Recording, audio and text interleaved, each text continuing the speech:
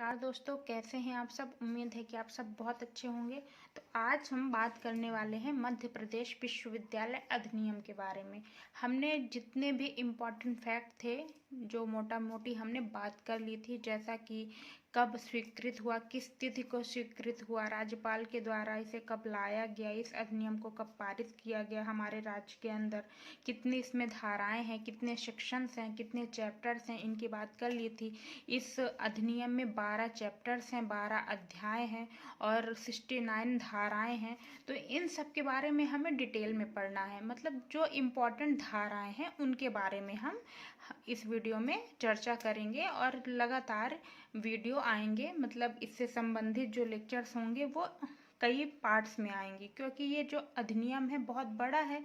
अधिनियम मतलब क्या है, एक कानून है। तो कानून में कई धाराएं होती हैं, कई अध्याय होते हैं, उनके अंतर्गत जितने भी रूल्स होते हैं वो बताए जाते हैं। तो हम परीक्षा के हिसाब से पढ़ेंगे, परीक्षा के दृष्टिकोण से जो भी इम्पोर्टेंट धाराएं होंगी, जो भी इम्पोर्टेंट अध्याय होंगे उसके बारे में डिस्कस करेंगे। जो इम्पोर्टेंट नहीं होंगे उनके बारे में नहीं बताया जाएगा।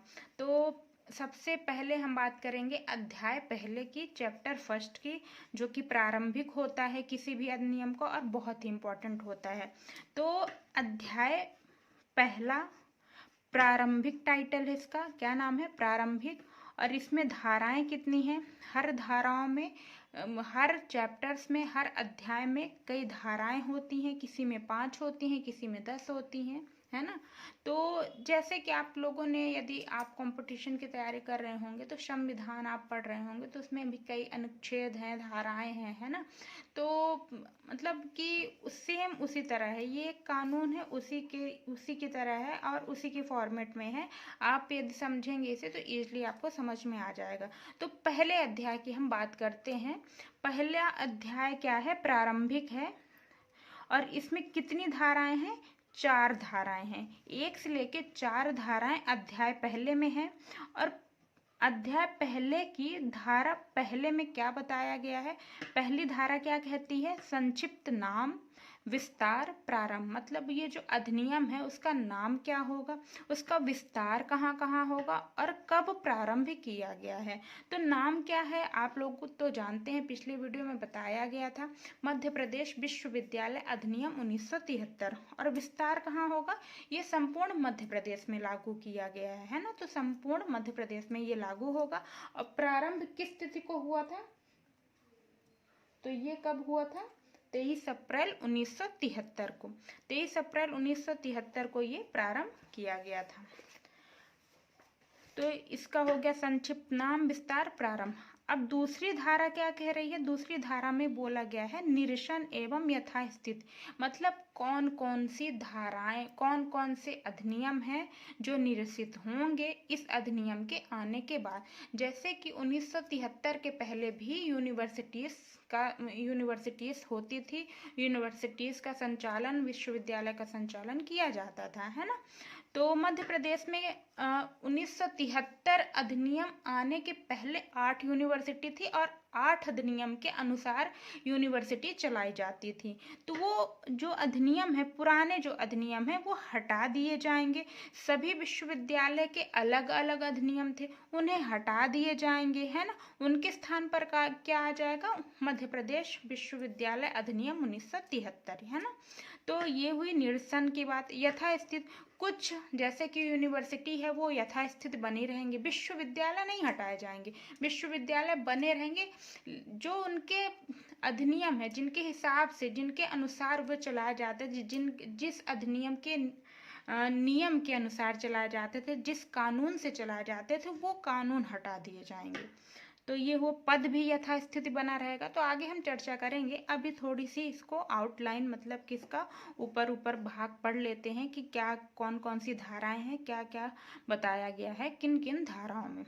तीसरी धारा क्या कहती है, संक्रमणशील प्रावधान, ट्रांजिटरी प्रोविजन। कुछ प्रोविजन है ना, जैसे कुलपति का पद यथास्थित बना रहेगा जब तक कि नया कुलपति नहीं आ जाता है ना।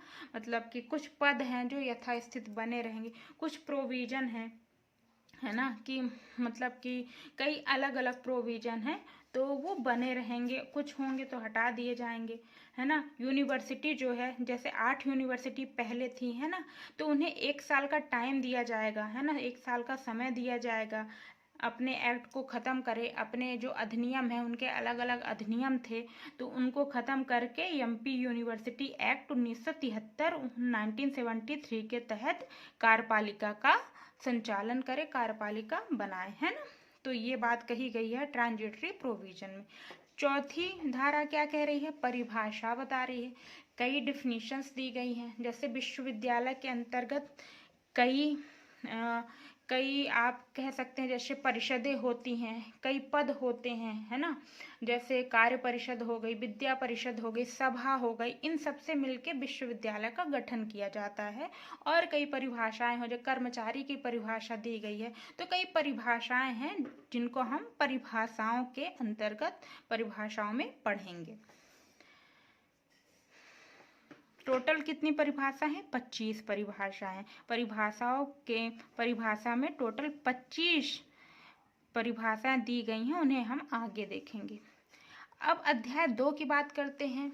आज हमारा जो लेक्चर होगा वो केवल अध्याय पहले से संबंधित होगा। धारा जितनी है 1 से लेकर 4 तक की धारा, उनके बारे में डिस्कशन होगा डिटेल से। फिर ये जो अध्याय 2 है, फिर जब आपको ये पहला अध्याय समझ में आ जाएगा तो आप अध्याय 2 से बिल्कुल ईजी तरीके से समझ सकेंगे। तो अध्याय दूसरा जो है वो विश्वविद्यालय से संबंधित है ना। इसमें कितनी धाराएं हैं, इसमें 6 धाराएं हैं, धारा 5 से लेके धारा 10 तक, है ना। तो 6 धाराएं हैं। 5वीं धारा क्या कहती है, अध्याय 2 की 5वीं धारा विश्वविद्यालय की स्थापना से संबंधित है। किस प्रकार से विश्वविद्यालय की स्थापना होगी, किन किन परिषदों से, है ना, किन किन कौन कैसा विश्वविद्यालय का स्ट्रक्चर होगा, तो ये सारा धारा 5 में बताया गया है। धारा 5 में बताया गया है कि आप इस तरीके से विश्वविद्यालय का गठन करिए, उसकी स्थापना करिए। धारा 6 में क्या कह रहा है, 6वीं धारा में विश्वविद्यालय की शक्तियाँ, विश्वविद्यालय के क्या क्या अधिकार होंगे, है ना। विश्वविद्यालय के कई अधिकार होते हैं, है ना, जैसे पठन पाठ्य प्रक्रिया से संबंधित कई व्यवस्थाएं करना, है ना, शिक्षण के लिए व्यवस्था करना और शोध कार्य के लिए। तो बहुत सारी कई ऐसी शक्तियां हैं जिनकी आगे हम चर्चा करेंगे विस्तार से। और धारा 7 में क्या बताया गया है, विश्वविद्यालय का वेजाधिकार, टेरिटोरियल ज्यूरिसडिक्शन। तो इसमें कुछ अधिकार हैं विश्वविद्यालय के, उनकी भी चर्चा हम आगे जब इस अध्याय की बात करेंगे तब बताएंगे। 8वीं धारा क्या कहती है, विश्वविद्यालय से संबंधित मामलों में भेदभाव पर प्रतिबंध, है ना। कुछ मामले हैं जिन पे भेदभाव नहीं किया जाए, उस पे प्रतिबंध लगाया गया है। तो धारा 8 यह कहती है, यह आदेश देती है। धारा 9वीं क्या कहती है, विश्वविद्यालय में शिक्षण किस प्रकार से होगा ये निर्धारित करता है धारा 9। धारा 10 क्या कह रही है, विश्वविद्यालय एवं महाविद्यालयों का निरीक्षण, मतलब कि निरीक्षण किया जाएगा, उनका किस प्रकार से किया जाएगा, विश्वविद्यालय का निरीक्षण किस प्रकार से किया जाएगा, महाविद्यालय का। तो ये है अध्याय 2 में जितनी धाराएं हैं उनकी बात। अब हम डिटेल से किसकी चर्चा करेंगे, धारा पहले की, दूसरे की, तीसरे की और चौथे की। परिभाषाओं को ज़्यादा इम्पोर्टेंस दिया गया है, परिभाषाएं इम्पोर्टेंट है, आप ध्यान से देखिएगा। तो अध्याय पहले की बात करते हैं। तो अध्याय पहले की प्रथम धारा पहले की बात करते हैं। धारा पहले में क्या है, एक्ट का नाम, विस्तार, लागू होना, जो हमने बता दिया है। इस अधिनियम का नाम है मध्य प्रदेश विश्वविद्यालय अधिनियम 1973। इस अधिनियम का क्या नाम है, मध्य प्रदेश विश्वविद्यालय अधिनियम 1973। यह एक्ट संपूर्ण मध्य प्रदेश में लागू है, जो हमारा राज्य है उसमें संपूर्ण राज्य में ये लागू किया गया है। धारा 2 क्या कह रही है, धारा 2 निरसन एवं बना रहना, मतलब कि क्या हटा दिया जाएगा और क्या बना रहेगा। प्रथम अनुसूची में शामिल सभी कानून हट जाएंगे। प्रथम अनुसूची में जितने भी कानून थे विश्वविद्यालय से संबंधित, जैसे कि 8 हमारे मध्य प्रदेश में 8 अधिनियम थे 1973 के पहले, उसी के अनुसार, उसी के नियम के अनुसार विश्वविद्यालय चलाए जाते थे, तो उनको हटा दिया जाएगा। ये प्रथम अनुसूची में शामिल थे, ये जो 8 अधिनियम है प्रथम अनुसूची में शामिल थे, उन्हें हटा दिए जाएंगे। अब केवल और केवल एक कानून होगा, एक रूपता होगी, कानून में एक रूपता होगी, समान तरीके से नियम बनाए जाएंगे, है ना, और समान तरीके से लागू किए जाएंगे। हर विश्वविद्यालय का जो होगा समान नियम होगा, एक रूपता होगी नियम में, है ना। तो ये हुई बात किसकी, पहले पॉइंट की। दूसरा पॉइंट क्या कह रहा है, किंतु निरसित अधिनियम के तहत स्थापित विश्वविद्यालय बने रहेंगे। अधिनियम हटा दिए जाएंगे, लेकिन जो विश्वविद्यालय स्थापित किए गए थे उन पुराने अधिनियम के अनुसार वो विश्वविद्यालय बने रहेंगे। विश्वविद्यालय को नहीं हटाया जाएगा, विश्वविद्यालय यथास्थिति बने रहेंगे। जितने भी विश्वविद्यालय, केवल और केवल अधिनियम हटाए जाएंगे। अधिनियम, वो जो नियम थे, वो जो कानून थे, उन्हें हटा दिए जाएंगे। तीसरा पॉइंट क्या कह रहा है, विश्वविद्यालय के अधीन समस्त नियुक्तियां, अधिसूचनाएं, आदेश भी बने रहेंगे। जितनी भी नियुक्तियां हैं, जितने भी अपॉइंटमेंट हैं, वो बने रहेंगे। जैसे कि कुलपति का पद है, कुलाधिपति का पद है, प्राचार्य का पद है, उपाचार्य का पद है, प्रोफेसर, असिस्टेंट प्रोफेसर, जो भी है, जितने भी पद है, जितने भी कर्मचारी के पद हैं, वो यथास्थित बने रहेंगे, है ना। तो ये जो है, जो अपॉइंटमेंट है, जितने भी अपॉइंटमेंट विश्वविद्यालय के अंडर में किए जाते हैं, वो यथास्थिति बने रहेंगे। धारा 3 क्या कह रही है, धारा 3 अस्थायी उपबंध की बात कह रही है। ट्रांजिटरी प्रोविजन, मतलब कि कुछ प्रोविजन है, कुछ अलग से प्रोविजन है, वो धारा 3 में बताए गए हैं, जिन्हें कहा गया है ट्रांजिटरी प्रोविजन। जो विश्वविद्यालय अपने अधिनियम के अनुसार चलाए जाते थे, जो विश्वविद्यालय अपने अधिनियम के अनुसार चलाए जाते थे, वह क्या करेंगे, उन्हें 1 साल का समय दिया गया है कि वह अपने पुराने अधिनियम को खत्म करके, समाप्त करके, मध्य प्रदेश विश्वविद्यालय अधिनियम 1973 के अनुसार विश्वविद्यालय का संचालन करें। मतलब उन्हें 1 साल का समय दिया गया है। ट्रांजिटरी प्रोविजन में सबसे पहली बात ये कही गई है कि आप अपने जो पुराने अधिनियम है, सारी यूनिवर्सिटी को आदेश दिए गए कि आपके जितने भी पुराने अधिनियम है, जो अधिनियम है, उन्हें हटा दीजिए, उन्हें समाप्त कर दीजिए। अब आपका जो विश्वविद्यालय होगा वो मध्य प्रदेश विश्वविद्यालय अधिनियम 1973 के अनुसार चलाया जाएगा। उसका संचालन इस अधिनियम के अनुसार किया जाएगा। अगला पॉइंट क्या कह रहा है, विश्वविद्यालयों में कुलपति का पद यथास्थिति बना रहेगा जब तक कुलाधिपति कोई आदेश न करे। मतलब कि विश्वविद्यालय में जो पहले अधिनियम से, है ना, अपॉइंटेड हैं, जो पुराना अधिनियम है उसके अनुसार कुलपति अपॉइंटेड हैं वहाँ पे। किसी भी, मान लीजिए कोई भी विश्वविद्यालय है ना, जैसे कि आप जीवाजी यूनिवर्सिटी ले लीजिए, तो उसमें कुलपति पदस्थ है, कुलपति का पद बना है, कुलपति कोई बिठाया गया है ना, और वह पुराने अधिनियम के अनुसार बिठाया गया है। तो अब 1973 का अधिनियम आया तो उस कुलपति को हटा नहीं दिया जाएगा जब तक कि कोई आदेश ना जारी करे कुलाधिपति, है ना। कुलाधिपति के द्वारा कोई आदेश जब तक जारी नहीं होता तो वह यथास्थिति बना रहेगा उस पद में। यदि उसकी 65 वर्ष से 64 वर्ष की आयु कंप्लीट हो जाती है तो वह पद से हटा दिया जाएगा। लेकिन जब तक कोई आदेश नहीं आता है कुलाधिपति का, तो तब तक वह उस पोस्ट में, उस पद पर बना रहेगा। यह है ट्रांजिटरी प्रोविजन। धारा 4 अब है परिभाषाओं की बात करते हैं। ये परिभाषाएं बहुत ही इम्पोर्टेंट है, जरूरी है, पूछी जा सकती हैं। तो धारा 4 में परिभाषाओं की बात की गई है। तो सबसे पहली परिभाषा किसकी दी गई है, पहले नंबर में सबसे पहली परिभाषा है अध्ययन बोर्ड की। अध्ययन बोर्ड का अर्थ है विश्वविद्यालय का अध्ययन बोर्ड। बोर्ड ऑफ जो स्टडी है वह किसका है, विश्वविद्यालय का अध्ययन बोर्ड है। विश्वविद्यालय में एक बोर्ड, अध्ययन बोर्ड होगा, है ना। उसकी डिफिनीशन यहाँ पे बताई गई है। दूसरी डिफिनीशन है अनुसूचित जनजातियाँ। अनुसूचित जनजातियाँ अब अनुसूचित जनजातियों की डेफिनेशन क्या होगी? संविधान के अनुच्छेद 342 के अधीन मध्य प्रदेश राज्य के संबंध में घोषित की गई जातियां। जो संविधान है हमारा, संविधान के अनुच्छेद 342 में जो डिफिनीशन दी गई है ना, जो डिफिनीशन अनुसूचित जनजातियों की दी गई है, वही जनजाति मध्य प्रदेश के संबंध में होंगी, है ना। मध्य प्रदेश राज्य के संबंध में घोषित की गई जनजातियां जो कि संविधान अनुच्छेद 342 में दी गई हैं। मतलब अनुसूचित जनजाति मतलब संविधान के अनुच्छेद 342 में जो कहा गया है वो है अनुसूचित जनजाति। अनुसूचित जाति संविधान के अनुच्छेद 341 341 है ना, तो 341 जो अनुच्छेद है उसमें बताया गया है अनुसूचित जाति के बारे में, वही अनुसूचित जाति की डेफिनेशन यहाँ भी दी गई है।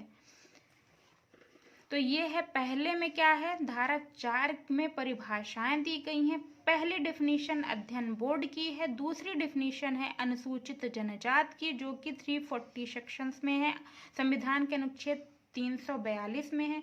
अनुसूचित जाति की डेफिनेशन संविधान के अनुच्छेद 341 में है। और चौथी जो डेफिनेशन है वो है कर्मचारी की, है ना।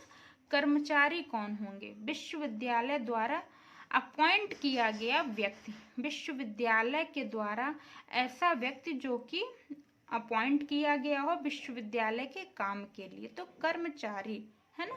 तो कर्मचारी कौन होगा? विश्वविद्यालय द्वारा नियुक्त किया गया व्यक्ति। अब आगे बात करते हैं अगले डेफिनेशन की। ये इम्पॉर्टेंट है, ये बहुत इम्पॉर्टेंट है। एग्जीक्यूटिव काउंसिल, कार्य परिषद। विश्वविद्यालय में 2 परिषदें होती हैं, एक होता है कार्य परिषद, एक होता है विद्या परिषद। एग्जीक्यूटिव काउंसिल विश्वविद्यालय का कार्य परिषद जो कार्य को लागू करवाता है। विश्वविद्यालय में कई कार्य होते हैं जो कार्य परिषद लागू करवाता है, नाम से ही स्पष्ट है।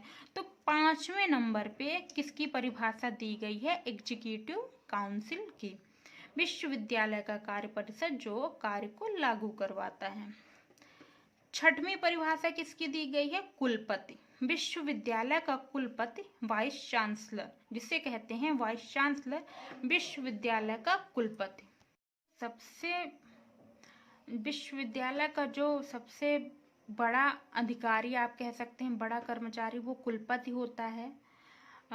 कुलपति के से भी बड़ा कुलाधिपति होता है, जो राज्य का राज्यपाल होता है, वह विश्वविद्यालय का कुलाधिपति होता है। तो 6वें नंबर में कुलपति को बताया गया है, कुलपति को डिफाइन किया गया है। कुलपति विश्वविद्यालय का कुलपति होगा, वाइस चांसलर होगा। 7वीं डेफिनेशन है कुलाधिपति की, चांसलर की। विश्वविद्यालय का कुलाधिपति सबसे बड़ा जो होता है वो विश्वविद्यालय का कुलाधिपति होता है।